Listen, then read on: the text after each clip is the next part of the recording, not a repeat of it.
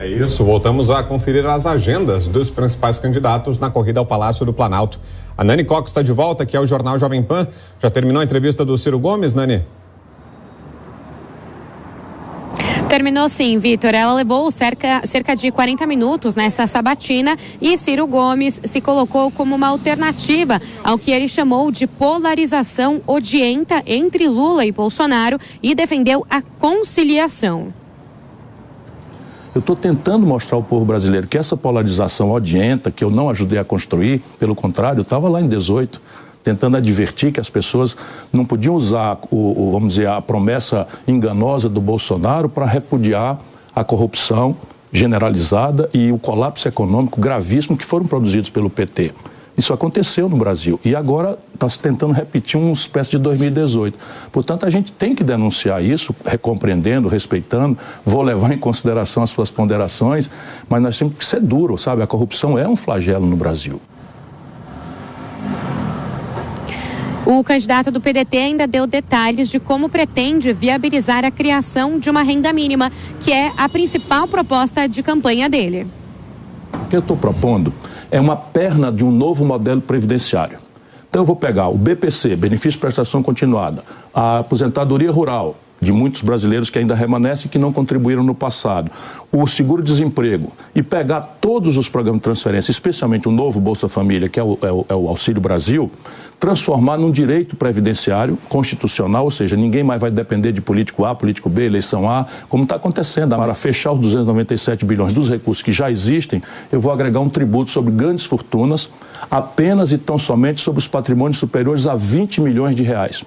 Entenda bem, só 58 mil brasileiros têm um patrimônio superior a 28 milhões de reais. E 20 milhões de reais. O que quer dizer o seguinte, que cada super rico no Brasil vai ajudar a financiar com 50 centavos apenas de cada 100 reais da sua fortuna a sobrevivência digna de 821 brasileiros abaixo da linha de pobreza.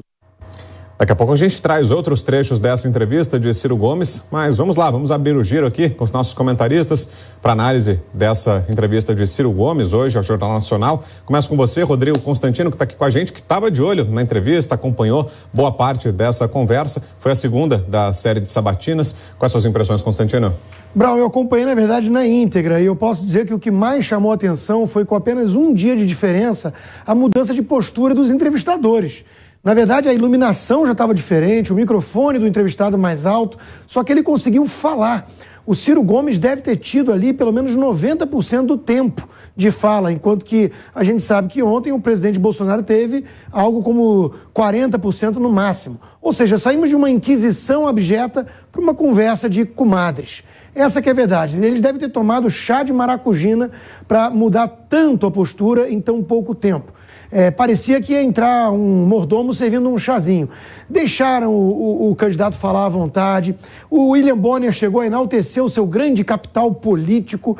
Deixaram ele apresentar propostas. Não trouxeram nenhum tema polêmico do passado, como, por exemplo, a fala dele de que receberia o Sérgio Moro, então juiz, à bala, ou que o papel da sua mulher na sua campanha era dormir com ele. Não apertaram em momento algum. Parecia ali realmente uma conversa entre amigos. E sobre a fala em si do entrevistado, é o velho Ciro Gomes. Um monte de promessas absurdas, sem nenhum compromisso com a realidade. A última foi que vai criar uma lei anti-ganância. Agora, Miguel Daúde, quero tratar com você um dos destaques que a Nani Cox trouxe dessa entrevista, e como o Brown falou agora há pouco também, a ênfase que ele deu na renda mínima, principal bandeira do seu governo, de um eventual governo, e ele chegou a falar também sobre a taxação, aliás, de grandes fortunas, de super fortunas, daqueles que ganham acima de 20 milhões de reais. Quero te ouvir a respeito dessas propostas. O plano de renda mínima consiste em você tributar, né? O desejo que ele tem é de tributar os mais ricos para bancar esse programa de renda. Daí, a praticidade de você efetuar essa taxação, ela depende de decisões que antecedem essa possibilidade, né? Ele tem, assim, uma facilidade didática para colocar, né, a sua questão, e que, no fundo, ele acaba convencendo e fazendo com que as pessoas entendam, né, o seu programa. Mas, de fato, é muito difícil, né, você querer aplicar da forma como ele faz dentro da hora que você senta na cadeira, né, dentro do palácio, que você tem que administrar todas as divergências que existem de todos os setores. Agora, uma coisa também, viu, Constantino, que me chamou muita atenção, o Bonner até riu, né? Parecia uma reunião entre amigos ali, bem amável. Infelizmente, eu acho que as pessoas que assistiram ontem e assistiram hoje podem ter clareza na forma como o Jornal Nacional entrevistou o Bolsonaro e entrevistou o Ciro Gomes. Agora, Fabiana Barroso, essa diferença de tratamento para a qual chamaram a atenção tanto Daúde quanto Constantino pode surtir que efeito em relação na corrida eleitoral? Que efeito pode surtir nas candidaturas? Será que isso pode, de fato, prejudicar o presidente Jair Bolsonaro, que teria recebido um tom mais crítico, mais agressivo na entrevista dele, ou não? Pelo contrário, pode favorecê-lo, trazer a ele uma imagem de perseguido, de inimigo do sistema, de alguém que está ali enfrentando a principal emissora de televisão do país? Qual a sua leitura, Fabi?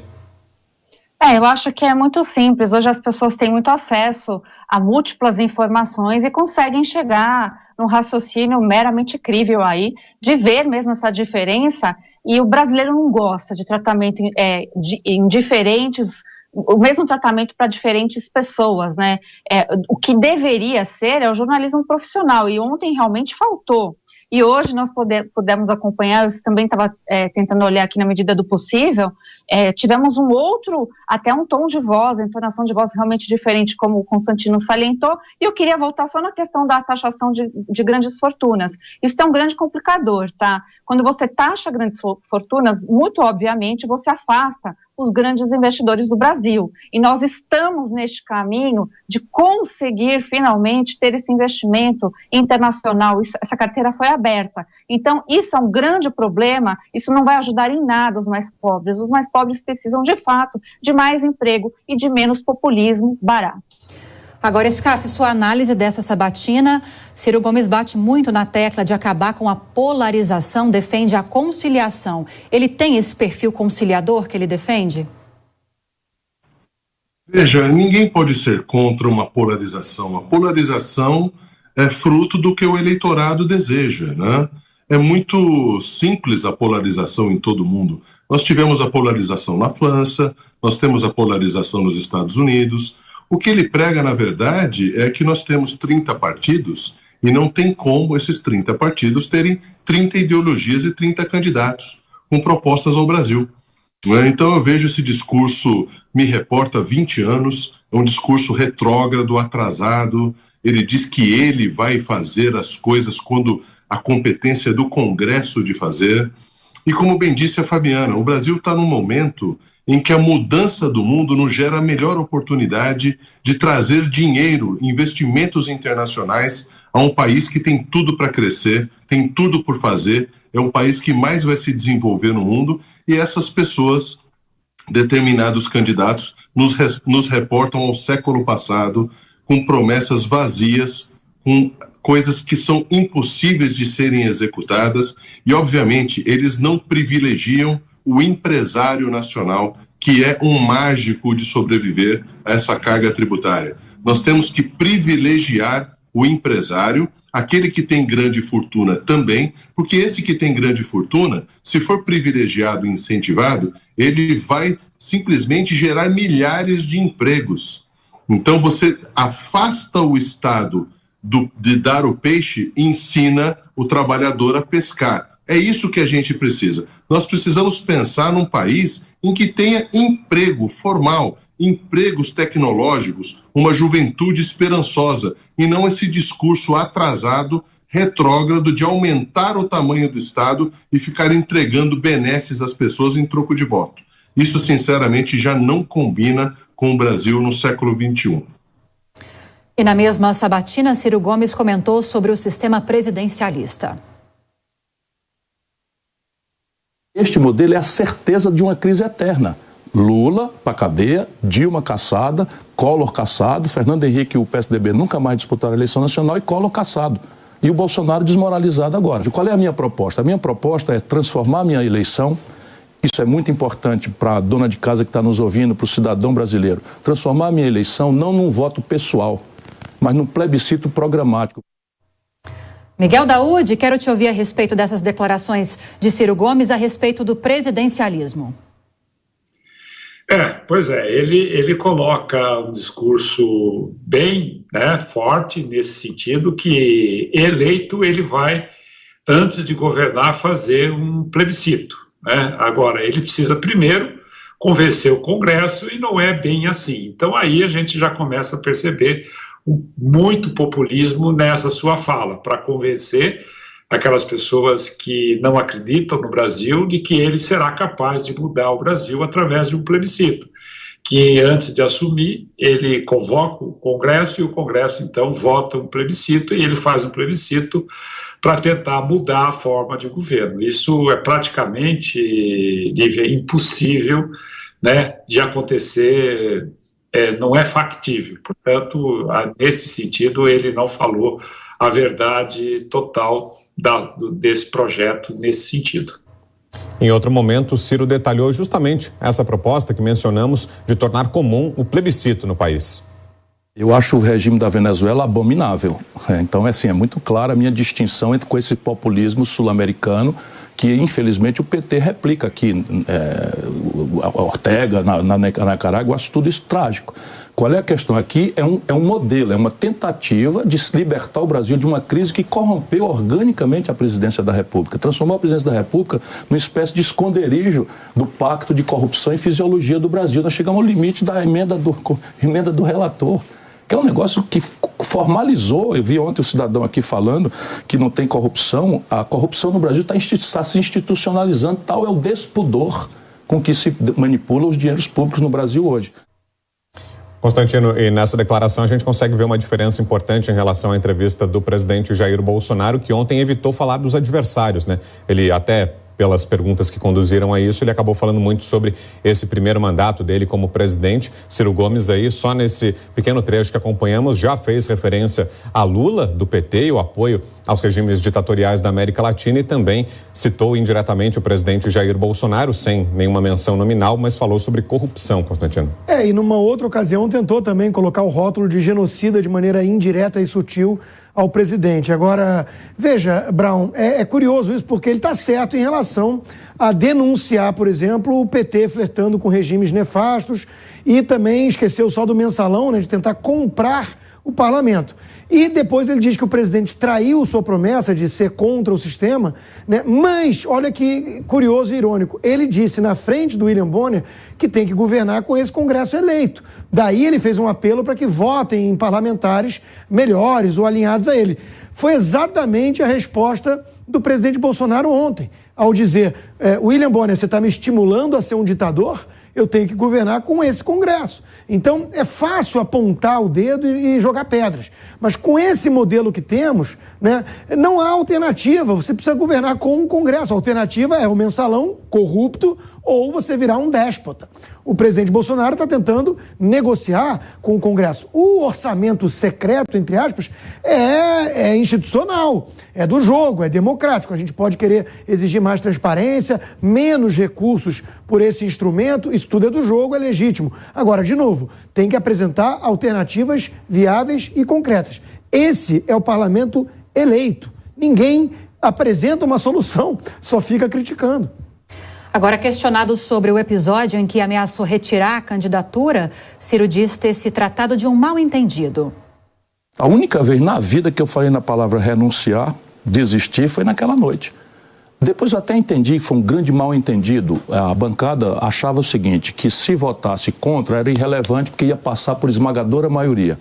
E aí tentaram atenuar os danos. Na madrugada, eu dormindo, nos entendimentos, o presidente Lira disse para eles, olha, nós temos 340 votos, mas nós queremos fazer por consenso. Então, se vocês votarem junto para fazer o consenso, nós vamos entregar aqui a proteção aos professores. Vamos tirar o precatório dos professores dessa restrição imoral. E eles, de boa fé, acreditaram. E consultaram o meu irmão. E, ao consultarem o meu irmão, que é senador, eles imaginaram que estavam me consultando.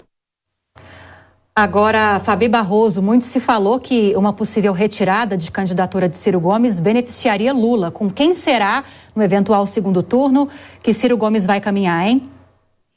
Bom, na minha visão, Ciro Gomes ainda carrega a visão muito mais próxima à esquerda, mas é fato consumado, pelo menos aos nossos olhos, não sei a que ponto é isso, existe uma briga profunda aí com o PT. Veremos a conferir. Eu só queria lembrar aqui que Ciro Gomes falou de renúncia, eu sei que ele está falando de renúncia da candidatura, mas ele renunciou à prefeitura do Ceará para concorrer, a prefeitura de Fortaleza para concorrer ao governo do Ceará, e depois, estando no governo do Ceará, ele renunciou para ser então ministro do Itamar. Então, né, a renúncia, a gente precisa ficar presa aos fatos que faz aí o passado do próprio candidato Ciro Gomes. Na entrevista, o candidato também falou sobre Luciano Bivar. O Bivar, que é presidente da União Brasil, me pediram, jantamos juntos, me pediram para deixar a porta aberta até o último dia, e no fim foi honesto. Disse, olha, o problema do Ciro não é a pessoa dele, que nós queremos bem, gostamos, são as ideias dele. Então, e é basicamente isso, a gente tem que entender que eu represento uma espécie de movimento abolicionista num sistema escravista. Você não vai esperar que o escravista ajude o abolicionista. Concorda, Scaf? Ciro seria um abolicionista num meio escravista? Meu Deus, isso aí não combina com o Brasil. É muito triste ouvir uma declaração dessa, né? É uma utopia, é uma hipocrisia ao máximo, né? Não dá para entender como é que uma pessoa que foi prefeito, governador, ministro, não tem a noção do potencial do Brasil.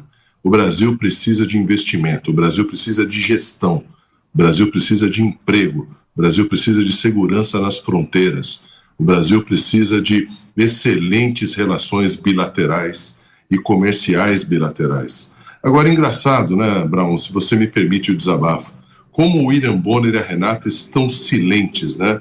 Parece um velório a entrevista, né? Só Ciro Gomes que fala pausado, não é interrompido, né? Ele pode ser chamado de candidato, mas aqui vai um desagravo ao nosso presidente da República, que é o presidente de todos os brasileiros. Ele não é senhor candidato, presidente Bolsonaro. O presidente Bolsonaro é o excelentíssimo presidente da República e não pode ser chamado de você. E a Rede Globo perdeu uma grande oportunidade ontem, porque eles não mostraram nenhum patriotismo que eles estão mostrando agora com o candidato Ciro Gomes, de deixar o presidente Bolsonaro falar o que ele pretende do Brasil para um segundo eventual mandato. Simplesmente houve uma briga declarada, uma devassa, um debate, na verdade, uma caras e bocas sem fim, um tratamento desleal à maior autoridade do Brasil. Isso é inadmissível. A Rede Globo deve desculpas à instituição Presidência da República e ao presidente da República, que é presidente deles também. A gente faz mais uma rodada rápida aqui com os nossos comentaristas. Peço para que vocês sejam bem breves, começando com você, Rodrigo Constantino. A mesma pergunta para todos. Quais são as expectativas agora em relação às próximas sabatinas de Simone Tebet e Lula?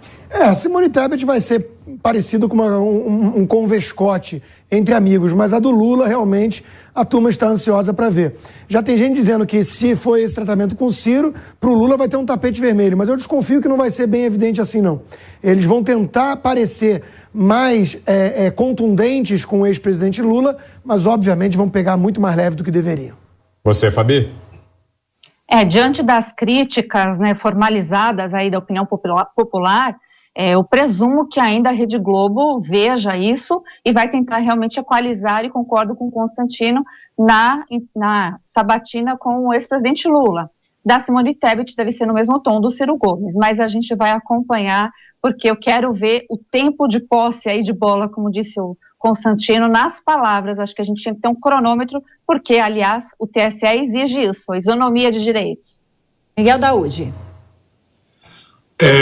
O Lula, ele não vai deixar mais perguntas. Quando ele for questionado sobre a corrupção, ele começa a falar, muda de assunto e vai falar o que ele quer. O Lula tem uma estratégia muito perigosa. Eu espero que os dois que irão entrevistá-lo, que irão sabatiná-lo, tenho a coerência de entender esse posicionamento. O Lula é muito esperto, viu? Ele vai tentar ali desviar o assunto e falar o que ele quer, de quem ele quer, da forma que ele quer, de tomar conta desta sabatina. Vamos ver que vocês vão entender a capacidade do Lula em enganar as pessoas. E você, Scaff, o que espera? Olha, eu não tenho ouvido nenhuma propositura diferente do que está acontecendo com o atual governo. Nós não estamos ouvindo proposituras, projetos de futuro para o Brasil. Veja o que aconteceu hoje. O candidato Lula e a candidata Simone falaram de infraestrutura. Veja só, eu acho que eles estavam fora do Brasil quando o ex-ministro Tarcísio assumiu o ministério. Porque o ex-ministro, candidato Lula e candidato Simone, trouxe R$1 trilhão no meio da pandemia e vai fazer o Brasil crescer uma condenação de crescimento nos próximos 8 anos. Então é preciso ter muito cuidado com o que se diz, porque muito do que se diz foi feito nesse governo e não foi feito quando eles tiveram a oportunidade de ser governo.